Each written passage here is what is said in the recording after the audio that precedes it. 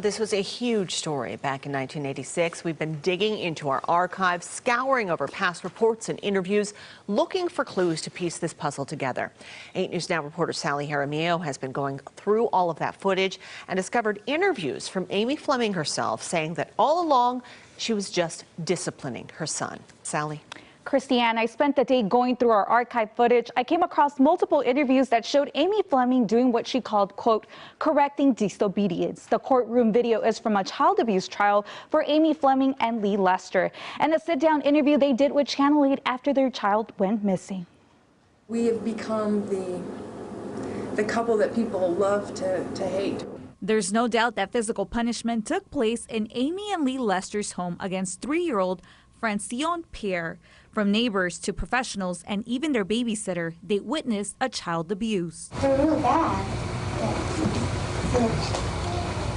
The little black boy, you know, and his skin was totally white underneath, and his skin was awful. I suggested to them what they ought to do, so when scarred and stuff like that. Neighbor Janine Whiteside said on 2 different occasions Francillon had been burned, and another neighbor by the name of Diane Carr said she saw the little boy drunk. In the tapes, Amy and Lee said Francillon had a history of setting fires and recall an incident where they had to kick in the door to rescue him. He was coughing and choking when we pulled him from the bathroom, and it was an isolated incident for something that threatened his life. Due to that incident, Amy says she punished Francillon. And the circumstances, I feel that it was a controlled circumstance. The boy ended up with 25 to 30 welts on his back. Amy told Child Services conflicting statements about the injuries, first saying she did it, but then blaming her fiancé, Lee Lester, in order to get the boy back. But when Francillon goes missing, the story changes. Disciplined my son.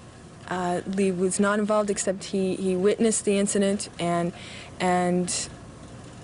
he never touched my son. He has never hurt my son, never spanked my son.